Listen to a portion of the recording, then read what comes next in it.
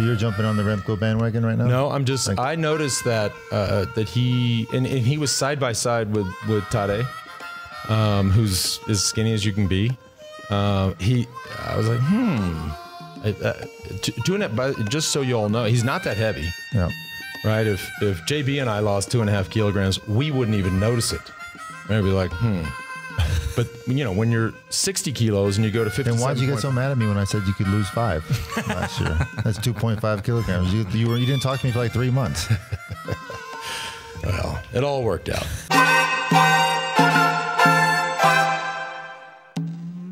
Hey everybody, it is the Move podcast talking about stage 2. Alain, I know you're French, and I know we're still in Italy. The race is still in Italy. Where'd we start and where'd we finish?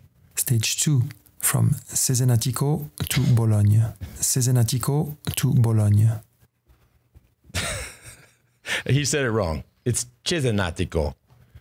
As is the case every day this summer. Today's show brought to you by Ketone IQ. That's our presenting sponsor. We're talking about stage 2. And it's funny, we touched on the stage yesterday, and I was looking at the profile. And I thought, whoa, look at this climb at the end. This looks hard, and I called it out. Well, as it always happens, Johan, taps me on the shoulder from afar and says, "Hey, dummy, you rode this stage in 2009." Like I am not trying to forget these things. I just don't remember these things. And I don't think we pointed out yesterday that they did it twice. That also I missed, but. The fact, like if I would have not said anything and just watched the stage today, I would have been like, wait, I've been there before. How did it go when you did that climb? I was okay. Not great, but not terrible. And it's used a lot in Giro d'Emilia. So a lot of the guys in the race today have raced on it before, and it's a really well-known climb. They use it a lot in the Italian Classic. It's hard. Before we get into all the action, a little bit of business. Today's show brought to you by Element. Folks, you hear me talk about it all the time, and it is summertime. Didn't have the scorcher today that we had yesterday, but nonetheless, it was hot. And so if you're like me, I sweat a ton. My man over here to the far left barely breaks a sweat. It's really depressing. My go-to and our go-to is Element. 1,000 milligrams of sodium, 200 milligrams of potassium, 60 milligrams of magnesium, no sugar, no gluten, no artificial ingredients, no BS.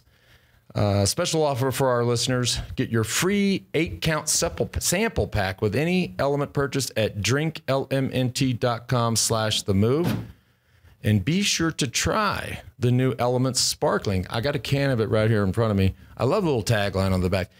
Be a part of the salty rebellion. Like, who makes this stuff up? I love that. Like, that's amazing. Anyways, drinklmnt.com/themove.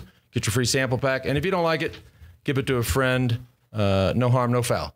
Also today brought to you by Zwift. The Zwift Ride is here, and it is fantastic. We walk past it every day as we step into the studio. It just, it looks like a time trial bike. It does. We gotta show that bike at one point. For all you people who are slow out there, you should just get this bike. Yeah. Because, you will literally walk in and be like, I think I just got faster. It looks fast, and it's not moving. Right, it's pretty amazing. The indoor bike is incredibly adjustable, making it perfect for every member of the family, meaning all you need is one, right? You want to ride, your wife wants to ride, or vice versa. Total adjustment, so you can all ride this thing. By the way, too, it's rock solid. Like some of these things, you get on them, and shit's all like this thing is steady. Gotta love that. That's not all from Zwift either, because they are hosting a series of the Move podcast rides throughout the Tour de France, so you can stay up to date with the conversation whilst getting in an easy-paced spin with other riders from all over the world. Head on over to Zwift.com to grab yours today. That's Zwift.com to grab yours today. By the way, they're only $1299.99. In other words, $1,300. Yep. Last one for a second. AG1. Today's show brought to you by AG1. Let's all take control of our health. That's really the deal. George. Look at George over there. He has. I'm ready. He hasn't started to take control of his health. He has it ready. He has it mixed up.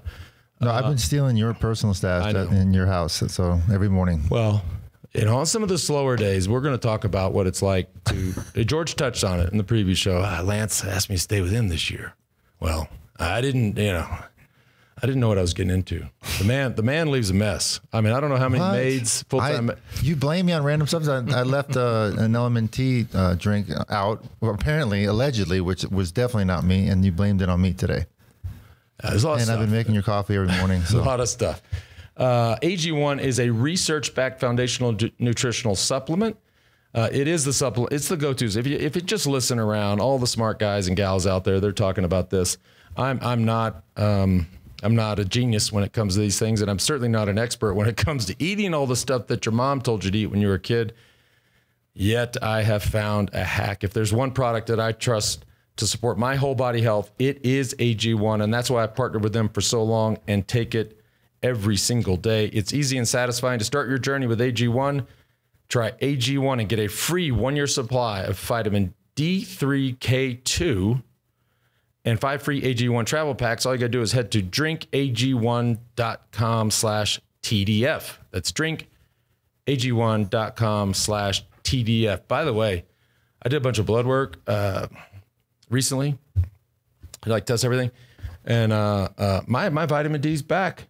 It's back up. I've been deficient forever, and this free vitamin D they send me, I'd take it every day, and now my vitamin D levels are back in normal range. Isn't that cool? Good job.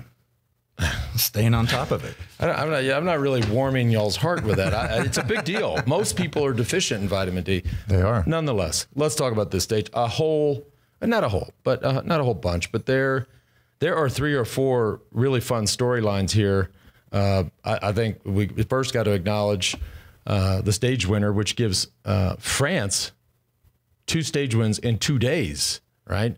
Kevin Vauquelin. Johan corrected us before the show. Vauquelin.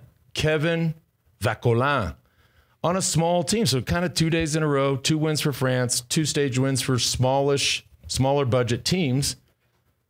Who saw this coming? Yeah, still outside of France also. So another young rider, 23 years old. Like, by the way, didn't come from out of nowhere. It was second in Flèche Wallonne this year. Very similar style of riding today that you would see in the Belgian Ardennes. Yeah, Johan called him with like 80K to go. Yeah, he did. We saw the breakaway. So, but I think the other big storylines, right? And let's just name them, and then we can get into each and every one of them. Jonas Vingegaard. I'm speechless. I'm speechless. Everybody had questions. We're not the only 3 people that had questions. I mean, whatever questions anybody had, I think started to get answered today. They did. Not only, I mean, I've said it many times, I would be shocked if he showed up at 100%. So unreal. Arguably he's probably not even close to 100% yet. So what's going to happen? He's just going to keep getting better and better. He's building confidence. And let's remember, guys, and I could be wrong, Johan might need to back me up on this. The last time we saw Pogacar attack full gas and somebody be able to go with him was, I believe, stage 1 or 2 of the Giro d'Italia 3 months ago or 2 months ago with Navarro. Was the only guy that is able to follow him on a full gas attack. And not only did Vingegaard follow him today, he was able to pull through and work with him to the line. I think UAE all of a sudden is like, oh shit, what's going on here? Okay. There's only one caveat to what you just said, and I agree with everything, but I just want to make room for one small caveat, and that caveat is if he didn't attack full gas. If that was just a slight test, that was 9 out of a 10. I mean, that'd be the ultimate rope-a-dope. I mean, he attacked. Look, there's 2 scenarios. If that is a full gas attack, they're sitting around going, "What just happened?" If that was sort of a setup, because we've seen him. Anyways, I'm just throwing it out there. If that was a 90% attack, which maybe he would. Anyways, he may not have gone 100%. Well, let's dissect it just a bit more. It's not only, we don't know if it was 100% attack. It sure looked like it to me on TV, but it was a short, steep, aggressive climb, which let's say Vingegaard's been training pretty decently the last 6 to 8 weeks at altitude, doing long climbs. This is a completely different effort. This is a full-on, Liège-Bastogne-Liège attack scenario, which is very, very hard to mimic in training. And he did not even hesitate for a second. Nope. He was on that wheel so quick. Very, very impressive. Yep. What I want to know from you guys, if this is Pogacar's Tour to lose, which we all felt going in, why was Jonas trading poles? To send a message that you're not going to drop me, or what was that? I got something for you. Go ahead. First of all, I don't have a good answer here. Very similar scenario to what happened last year after the Yaskabel, I believe. They both rode off the front. Jonas didn't help him. And you saw right away, Pogacar was like, dude, you got to help me here. Today, he's like, come on, let's go. So he started helping him. But for me, the most interesting thing was at the end when Jonas was like, you know what? I don't need... Pogacar pulled essentially all the way to the line. We saw Remco and Carapaz coming back, where it looked like to me, Pogacar is, okay, let's take advantage and put time on these guys that are coming behind us. And to me, it looked like Jonas didn't really care. So he's like, bro, I'm going for the win here. I don't really care about second, third, fourth, fifth. I don't mind if these guys come back. I'm showing you that I'm here, and the race isn't started yet. Mm-hmm. So to me, that was a big mental, psychological battle going on there at the end. And when they went away, my immediate reaction, well, I had two reactions. One was like, wow, he is there and seemingly there pretty easily, which is mind blowing. It just is. I didn't expect that. And my second reaction was just sit on. And I know I say this a lot, and it's easy to armchair tactics and in hindsight, but I was like, dude, just sit on. You've been in the hospital. We haven't seen you. Like, I don't know. Like, I'm always looking for excuses. Just say that. Oh man, my lung feels like it's deflating. I just say whatever you gotta. Yeah. So it was funny when we were watching it. You were like, Jonas could have been saying to Pogacar, "Hey man, chill. I just got out of the hospital." Yeah. No, I joked. I joked as we were watching the race. I was like, he should have left a little admission band on, that little plastic thing they give you when you go in the hospital. Oh, I just got out. Well, JB actually said, I need to see a detailed invoice of his hospital bill because I don't believe it. Maybe he never got hurt, but he certainly was in the hospital in the ICU for over a week, which is crazy. The fact that he's back there at this level. Look, this will, it is very, very early. What we saw today was incredibly impressive, but play it out.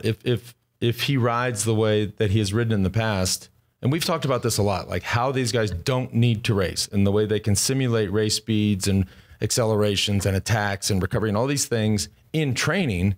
I mean, this will take the cake. I thought I would also love your thoughts. Great for us on the downhill when they had some separation. Another great observation. After coming back from a crazy crash like that on the downhill, you think you can have a little bit of hesitation on the next downhills that you do, but there was some gaps there. But I think he's maybe sort of trying to minimize his risk, but he's descending just as good as he's climbing right now, I think. For those who didn't see it, because a surprising number of our listeners listen to the show and they haven't watched it, very narrow Italian road, blind turns, and they're off the front trading poles, taking huge risks. And I'm sitting there going, it's stage 2. Yeah. Why take these risks on a downhill? Well, their directors are on the radio going, Primoz is dropped, Remco is dropped, Bernal is dropped. A lot of these guys are in the fight for the podium. Oh, they only lost 20 seconds, but still, it's a big blow to them today. So they're on their radios saying, let's take advantage of this time gap. Keep in mind, they saw the descent before. They saw it one time. So one time is just one time. But when you're that good and that good at handling a bike, you can go 5 times as fast after you've seen it one time. And what I've said before, and George especially made fun of me, these cycling computers now, they are looking at the maps. And when I first said this years ago, George just laughed at me. What the fuck are you talking about? They know how tight that turn is. I'm still not sure about that. Excuse me, I'm not finished. I have the mic. So I said it just because it makes sense to me. I found myself doing it when I was someplace that I hadn't done the downhills. And I was like, well, why don't I just look at this map? It's like looking at my iPhone. That's a good point. I've done it following a mountain bike route because you don't know what's ahead. No, but you really zoom in. Yeah. You see the degree of the turn, and you just set it up differently. And when we were with Mark, hold on, I'm not done. Okay, when we were with Sir Mark Cavendish less than a year ago, he said he says these young kids, first of all, they have no respect. Second of all, they race all out all the time. And thirdly, he said, even if they don't know the downhill, they just stare at the maps. Do you not recall him saying that? Sir Mark Cavendish? Just thinking about going down a mountain at 60 miles an hour, looking down at your computer going, oh, look, there's a right-hand bend coming up. Yep. To me, I feel like you need to have the eyes on the road at all time because the computer's not going to tell you if there's a rock right in front of you or someone's crashing in front of you. You still need to be paying attention. Those are the X factors. I'm just talking about setting up for these turns. So much of it is about the setup. All right, let's tell you what we'll do our annual Independence Pass, and I'll let you watch the computer, and I'll do my shit, and let's see if you keep up with me on the downhill of the Independence Pass. All right. Colton going to follow us and see what happens? I tried chasing you guys down that. There would have been, if I looked at my computer, I'd have been over the edge. Wow. Okay, another big story was Remco and Carapaz saving that time gap.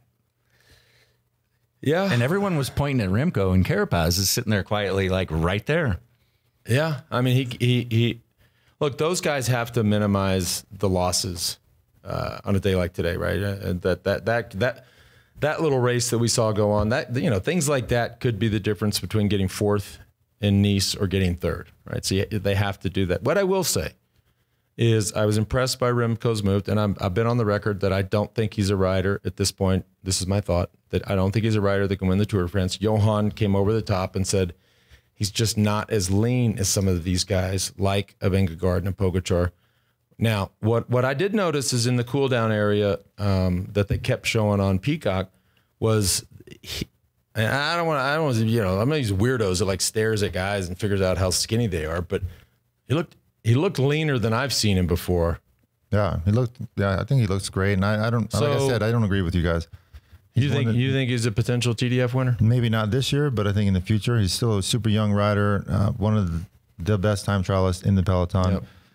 Who knows? He gets a scenario where it's time trial heavy, is climbing better, loses a kilo or two. He's certainly got a shot. He won the Tour of Spain. Yep. I'm not saying this year. You're right. You're right. Yes. I will ask Johan that question again on JB Square. Yeah. What and the Dallas Cowboys won every preseason game last year. I actually don't know if that's true or not, but we do know how that ended for them. I thought that was smart heads up racing. Roman. Quick fact: Remco lost 2.5 kilograms, which is over 5 pounds since the Dauphiné 3 weeks ago. That's a huge difference. I tell you, the guy that I saw on the cool down bike in the post race. Wait, so you're jumping on the Remco bandwagon right now? No, I'm just. I noticed that he was side by side with Tadej, who's as skinny as you can be. I was like, just so you all know, he's not that heavy. Yeah. Right. If JB and I lost 2.5 kilograms, we wouldn't even notice it. Right? We'd be like, But when you're 60 kilos and you go to 50. Then why'd you get so mad at me when I said you could lose 5 last year? That's 2.5 kilograms. You didn't talk to me for like 3 months.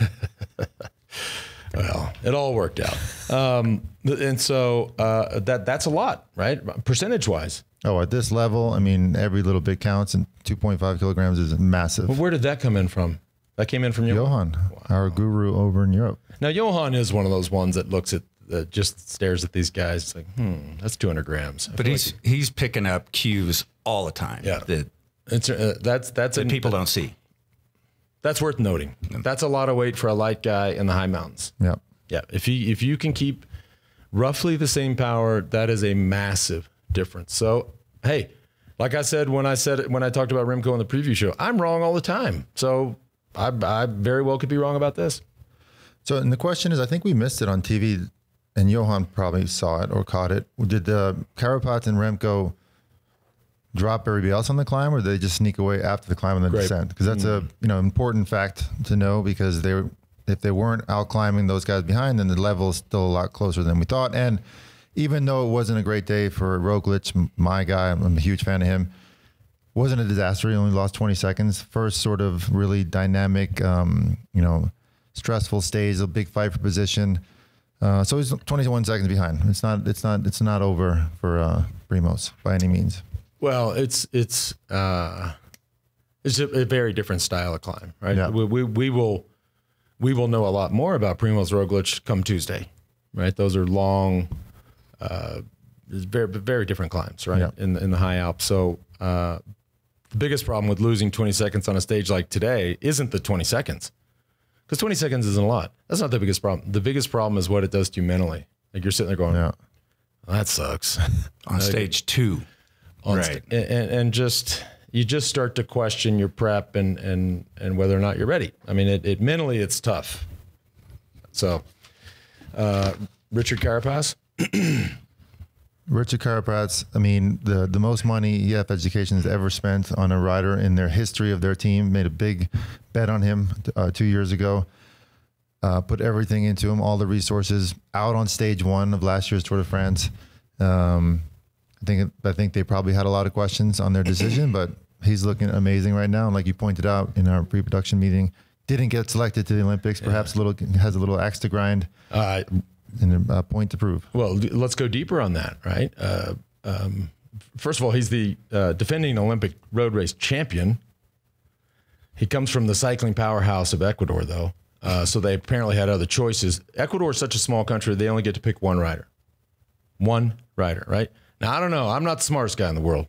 But if I get to pick one and my one is potentially the rider that won the gold medal 3 years ago, I'll probably pick him. Well, I think they did not. They did not select him. How much do you think that chaps his hide? Oh, big time. But he also has to be. They got Navarres, who won a stage in the Giro. Perhaps the course in Paris is more suited to Navarres. Maybe they just made a practical decision that the course may be suited better to Navarres, who's not racing the Tour de France. Raced the Giro, was really good there. Who knows? When I think your point is he's racing with a chip on his shoulder, which works sometimes. Which absolutely works, but let it play out. Let's just make believe that Richard Carapaz, and again, we're on day 2, so it seems silly to talk about something that might happen in 3 weeks, but just imagine that he gets podium in this Tour de France. He is the defending Olympic champion. He does not go to Paris and race the Olympic Games. Whoever they selected, I don't even know this guy, gets 82nd.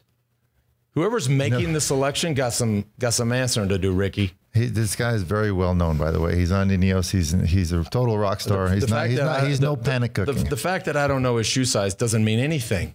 What I'm saying is, if Carapaz podiums at the Tour, he is the defending Olympic champion, and the guy who replaced him, because they only get one guy, does nothing. Well, there is somebody who's selected. Let's call it a team, but it's really an individual. You got a short-term memory. You know that? Because if I remember correctly, there was probably a couple times where you're like, I don't feel like going to the Olympics. I'm kind of tired. Y'all take my spot. I'm going to go home, chill in Austin, drink some beers. Hey, you know what? Yes or no? Correct? You know what? Did that happen? I don't have and as a matter of fact, I don't care about the Olympics. I do not think professionals should be in the Olympic game. I don't think, don't get me started. Back to the but here's the difference, G. I'm not from Ecuador. I'm not. I don't even know where Ecuador is. Straight up. Okay. But if I was from Ecuador and I was imagine you're like the fucking king of Ecuador. No. If you win a gold medal, so I would care then. But I'm not from Ecuador. Oh man. Is it near Colombia? It's near Colombia. It's down there somewhere. Is it near Costa Rica? Are all these places near each other? For those who don't know, we have a new team member this year, Gabriel. He's from Costa Rica. That's why I just said that. I'm sure he's shaking his head right now. Yeah, he's dealing with a little bit of a loss right now. He's back here going, Colombia just pounced him in the Copa America, so he's not too happy. Pura vida. Yep. Pura vida. What others? Roman Bardet. 6 seconds out of the yellow jersey. Yeah. I mean, be curious what he like. Because he is these climbs. I don't think necessarily suit him, but Tuesday's climbs in theory would suit him. If he can hang with those boys on Tuesday, then they look back and go, because this is a small team. If you could have got through today, if you get through Tuesday, you can keep the jersey for a long time. Yeah, but we can't discount the effort he put in yesterday. I mean, he went for that solo attack, bridged up to the breakaway, full gas. Guys, that takes it out of you. So it's kind of normal. And I think a day like today is actually really suited to him. He got second in Liège, best on Liège. He can do these short, steep climbs, but I mean, that was an incredible Herculean effort yesterday. Yeah, we'll do a little bit of business. Today's show also brought to you by Ketone IQ. And as I said at the top of the show, also our presenting sponsor this summer.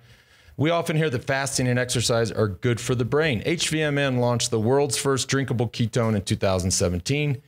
Ketone IQ is their latest innovation on ketones with better taste, effectiveness, and cost. And by the way, too, if you look in front of me, if you're not watching the show, too bad, so sad.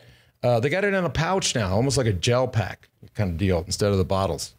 Easier to throw in your jersey or whatnot. Ketone IQ delivers clean fuel that can cross the blood-brain barrier, supplying your brain and body sustained energy, focus, and sharpness. By the way, I think I read somewhere on their socials yesterday, 9 out of 10 teams. Did I see that right? 9 out of 10 teams? That's 90%. Yeah. You see what I did there? 90% of the teams in the Tour de France are using Ketone IQ, because there are others out there, but 90% of these teams are exclusively using Ketone IQ, including Visma Lisa Bike. 30% off your first subscription order and a free 6-pack. Every time I see that, I'm like, A free 6-pack when you use the link ketone.com/themove. That's ketone.com/themove. And I tried that energy pack yesterday, halfway through my ride, top of Sky Mountain. Loved it. Awesome. Tastes great and felt really good at the end of my ride. What? The gel pack, whatever you call it. You just hammered home? Hammered it home. That's insane. Also today brought to you by 8 Sleep. We've talked about this product in the past. This thing, now look, I love talking about things that I love, but it's even better when you get to talk about things that your wife loves. Like if you got this stuff on the show and your wife loves it, I mean, we're good. And so the 8 Sleep mattress cover is a complete game changer. Before I get into this, we're in Aspen. We do not have, I think it's arriving today, our 8 Sleep mattress cover. So I've been away for a couple of weeks. The mattress cover is at home in Austin. You get so addicted to this thing. Like we're staying in a house that doesn't have it. Yeah. And I mean, we were like 2 days in and Anna's like, where's our 8 Sleep?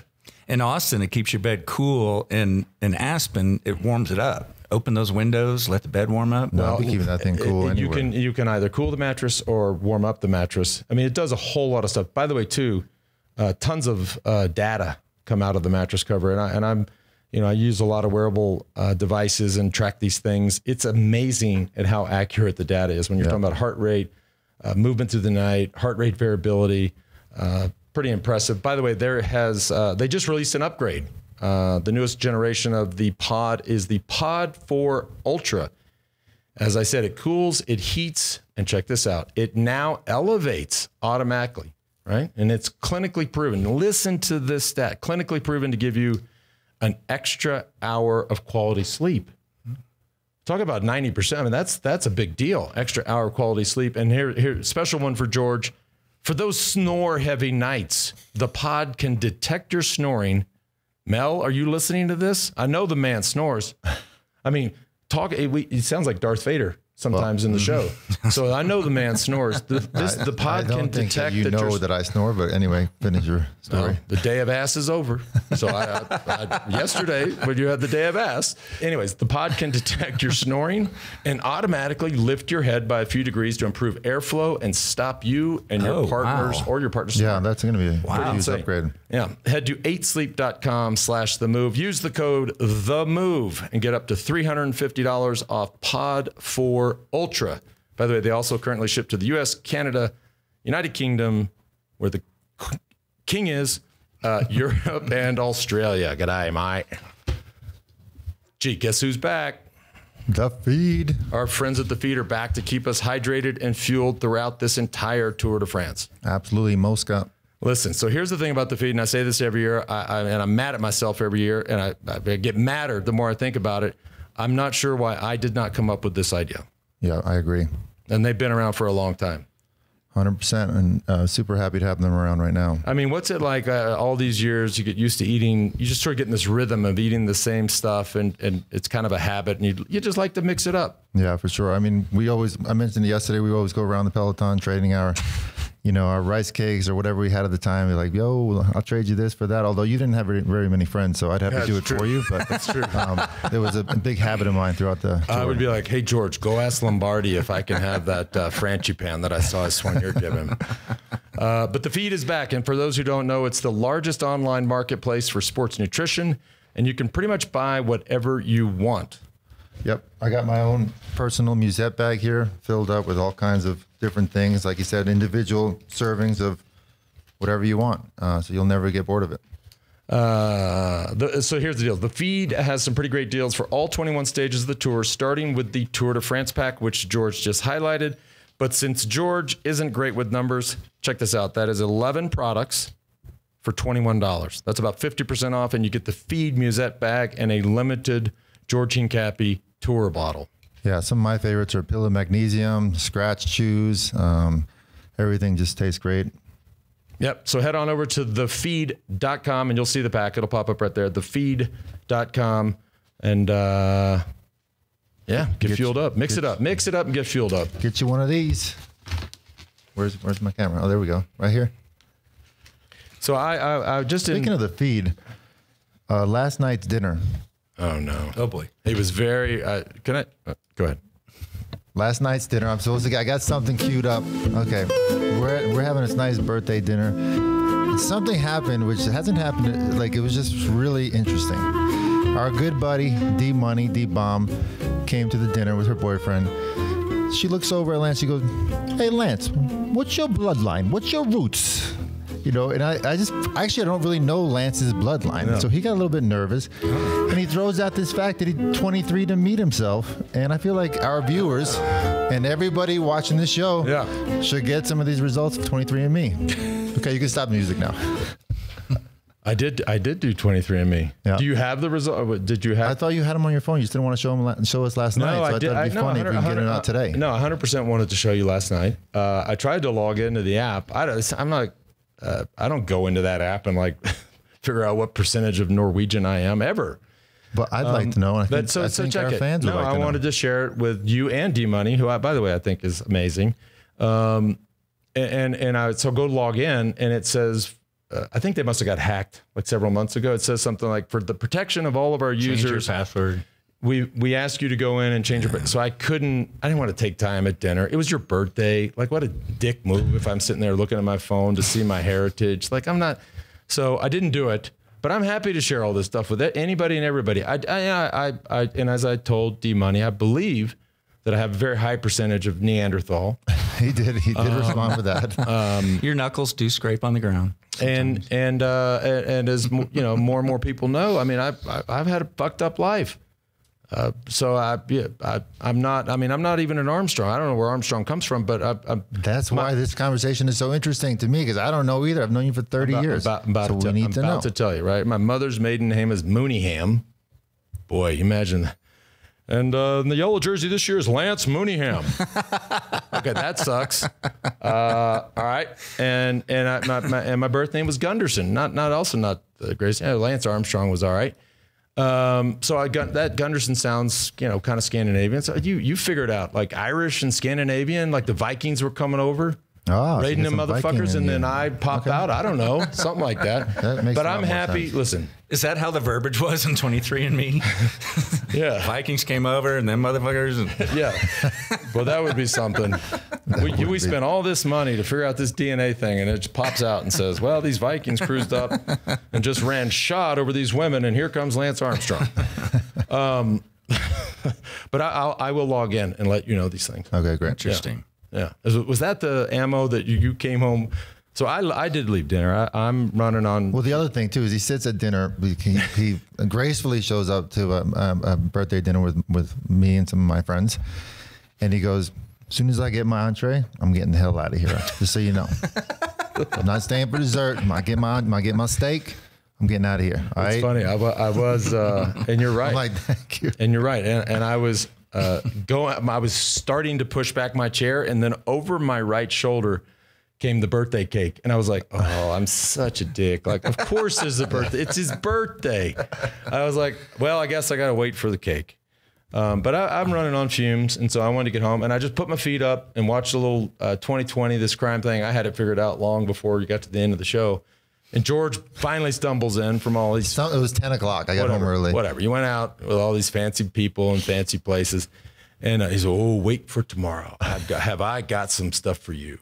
He says, I have 5 minutes of pure gold. It might break the internet or something. Well, if you had the results, I think it would have been a lot more interesting. I thought you'd been ready. I promise you I'm going to get on that today. All right, back to the race. I want to just one thing stands out to me, and I always, is for the loyal viewer or listener, my favorite moments of racing and being with these guys was always in the team bus. Like so much, if you just had maybe AI can figure it out. Like what the vibe is, what the energy is in the team bus, you could predict a lot of the stuff that happens in this race. So my brain always goes to like, what's it like in the team bus after that stage, right? So I think this is really the tale of 3 team buses, right?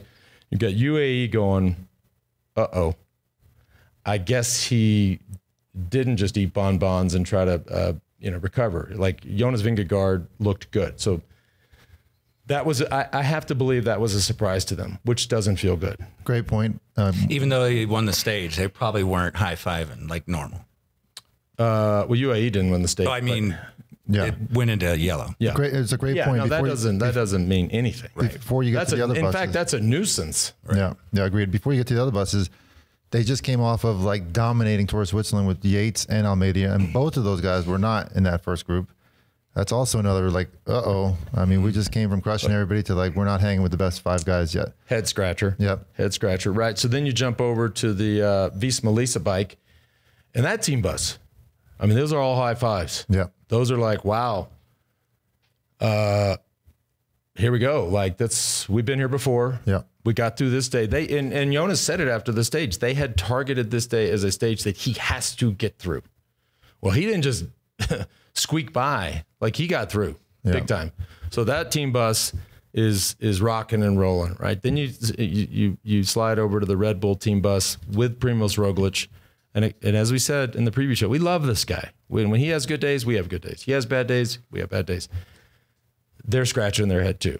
That's a very quiet bus tonight. He's won there before. He's beaten Pogacar straight up there before in the Giro d'Emilia, and probably not very happy with today's result. But again, definitely not a disaster, and held it within 20 seconds, which is, okay. They can they're not high-fiving, but they're not giving up. And it's worth noting the happiest team bus. I mean, if AI is figuring out the energy, the highest energy is in the Arkea team bus. I mean, here's a team, they would have given anything, right? They're happy to get selected for the Tour, right? So now they got a stage early on in the Tour, small team, small budget team. I can't name maybe 8 of these riders, but you'll see that'll lift the performance of a small team for 3 weeks. Like they're going to be riding. Same with the SM from yesterday. Yeah. Yep. Yeah, for sure. And they put a lot of money into guys like Quintana back a couple of years ago and came away with not much success from those decisions. And here they are winning with a French guy, not only a French guy, but a 23-year-old French kid. Their race is made. Hey, I mean, there have been, and I'm not talking about over the course of the last 120 years, but in recent years, there have been entire editions that did not see a stage win by a Frenchman. So now we're 2 for 2 in a country that not so many years ago couldn't even win a stage. Yep. Good time to be false. Tomorrow's stage? Tomorrow's the longest. You would wondered. I did look it up. It is the longest stage of this tour. Yeah. 230 230 kilometers. This stacks up. I mean, nobody likes the longest day of the tour. Are we pulling up the profile? Well, we can pull up the profile. The other thing to note is a 20-minute neutral. Right, so let's call it 231 kilometers plus the 20-minute neutral. So, I don't know. They go slow. Call that 5. So this is 236 kilometers. That's a long day. Yep. So you start to stack these 3 days back to back. They're all keeping in mind that day 4, the very next day, is the first day in the high mountains. Welcome to the Tour, folks. Yep. Tomorrow's the first day for the sprinters. We're on Cav Watch. He's had a couple of super hard days, but at the same time, he's with his team in control of the situation, except for throwing up the first stage. But we talked to him, FaceTimed us on the show yesterday. If you didn't watch the show, check it out on Peacock. It's still there. Full on live FaceTime. Who else is getting that? Not planned. Who else? Not planned at all. That was... But he looked great, confident, happy, super happy with his team. And yeah, we'll see tomorrow, 230K. Let's go. As I do most of these stages, check the weather. Right? Temperature's cooling off a little bit. I did see a chance of rain. If you try to, of course, I'm not Troy Kimmel, right? You know Troy Kimmel. Austin weatherman. For those of you. I mean, Troy Kimmel. Everybody. For our listeners in Slovakia. I was going to say, I'm talking to Americans here. If you are in Finland, just go do something else for a sec. But everybody in America has like their local weather guys. Like growing up in Austin, Troy Kimmel was the man. Yeah. Right. So I'm not Troy Kimmel, but if you do go down and try to break down the weather, there is a chance of rain. Right. And I went into the hour by hour tomorrow. The highest chances of rain are at the finish. Right. And so you've got a long day. You've had 2 tough days, and then it starts to rain at the finish. And then let's look at the finish. Right. And so this is what Mark Cavendish gets to think about, as we know he's doing. You throw a little rain on this finish, right? You see the red, the 1K to go banner, and then a sharp left. Not long after that, another sharp left. So 2 sharp corners in the last kilometer, potentially in the rain, potentially with history on the line. Get your popcorn. Like, you got to be in that first 5 on that last turn, right? On the last turn, yeah. I mean, do we know how far that is to the finish from the last turn? Well, you it can, says it there. well, you can see it says 500. So it's, Okay. I'd call that 650 meters. Yeah, in the first 3 would be ideal. First 5 is still good. Depends if there's a headwind coming in. They will know. I mean, the difference between now and back in the day, like a few teams would check this sort of stuff out. Every team knows exactly what's coming. So that battle for that corner with, 900 meters to go is going to be. It's going to be a sprint in itself, a field sprint in itself. So it's going to be a really exciting finish. Also, you couldn't pay me money to go into breakaway tomorrow on a stage like tomorrow. We've seen it this year a couple times. The breakaways actually made it, but first sprint stage of the Tour de France, all the sprinting teams are going to work together because they all have a chance to win. So my guess, we'll see 2 guys go TV attack, 99% chance they're not going to make it. Right. And the Peloton just keeping them at a couple minutes, and then it's just going to get faster until the finish sprint. Golly gee, we've already gone 41 minutes. This went fast. Time flies when you're having fun, children. Yeah, it really is. By the way, that's not true that you couldn't pay you. You would do anything for money. You would, honest to God. I'd show me a little cash. I'll go in the He break. stopped in one stage and picked up some change. Yeah, I did. He saw, what was that? There was something shiny back there. Stop. Pull over. Unbelievable. Never mind. We have another Joe Natoli photo. And then I want to ask what you put on the desk up here. For those of you watching on YouTube, you can see this, the We Do bunch. Oh, I like it. Old pictures of all of us. Is that I think that's a newer picture of Johan. I think so. That's an old picture of Lance, an old picture of the 3 of us. Yeah. Joe, he probably did it on purpose. He's like, I'm going to find the oldest, skankiest picture of these guys I can find. And there was some debate here in the studio about what Mari would think of her photo. I think I saw that photo and I think she looks stunning. Yeah. I do. Allie looks great too. Allie looks, well, they're both stunning, but Mari, the hair, I hope you're listening, Mari, but I think she is a fan of this photo. Now, I will hear after this if she's a fan or not, I'm sure, but I like that look. I'm 20 pounds lighter than that photo. Oh, Joe. Do you notice it? I don't care. It's funny stuff. So who's Joe. y'all's pick for tomorrow? Oh God. Why'd you have Too to say much on that? the line. Okay, say it. I don't think Cav gets. Can I stay out of this? I don't think he gets it on. I don't know. Maybe. It's probably Phillipson. Yeah. Probably would agree with you. I think Cav still needs a couple more days to ride into it. But I hope he can do it tomorrow. Fingers crossed. I don't know. I like seeing historical things. Yeah. Speaking of historical things, you normally have the Eiffel Tower on the desk. That's somewhere. right. I Whatever don't know happened to that? Where did that thing go? Although maybe we're not in France yet, so we'll bust it out. But what is this? I got a new trophy. Is that from- I got. I will say this. This is my trophy for my daughter. Olivia gave me this. Who's this child? She's at summer camp for a month up in Minnesota, and I miss her dearly. And some of these kids, they go to summer camp, and they're like, oh, I don't want to go for a month. I'm gonna miss you, Mom and Dad. We literally dropped her off. She's like, see ya. And I'm like, no tears. Like, no, she's like, peace out. I'll see you in a month. Anyway, she's a beast. She gave me this trophy for Father's Day, Father of the Year trophy, which it was on the mantle at the house, and I thought, you know, I'm gonna put that, and it's gonna stay here. Right? I'm not making any bets on if somebody wins the stage, I'll eat my trophy. Never, I won't go there. But yeah, Father of the Year. I love Father's Day more than I have a few very important days of the year for me. Right? Birthdays are important for everybody. My cancer anniversary, 10/2, is a very important day. There is nothing close to Father's Day. I just love it, and you know why I love it? Because I don't do shit. Yeah. It's the one day, right, where everybody in the house has to be nice to you. You can sit around and walk around with your boxers, fart, burp, do whatever. They bring you food. They do all this stuff on Father's Day. It's the only day of the year. Oh, hey, sweetie, how are you? That was a great fart. Like, it's legit. Oh, this is a great fart. Nobody can argue. Nobody says anything. And then, boom, you wake up the next day and they're like, you're a pig. It's an amazing day. And so this is my trophy. And she went down to like the local Chotsky store and bought it. You know, it's probably more fun when you have 5 kids too, Father's Day. Yep. And now with the 23andMe, there might be more. Well, as I like to tell people, or not like to, but as I do sometimes tell people, you know, spring break in the 80s down in Padre was, woo.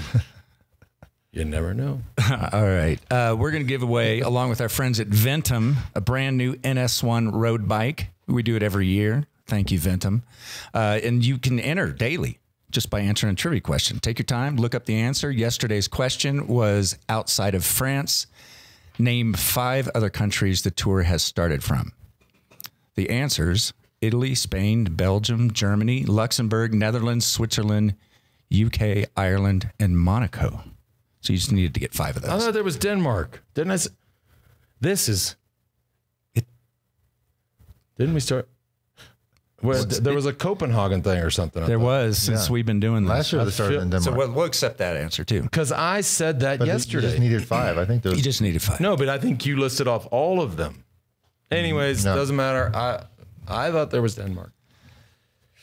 Today's question, and again, I'm going to give you the URL. Go there and answer. Don't email us the answers. Everybody at Ventum is like, whoever did the trivia thing is like smacking the guy around. Like, you idiot. They started in Denmark last year.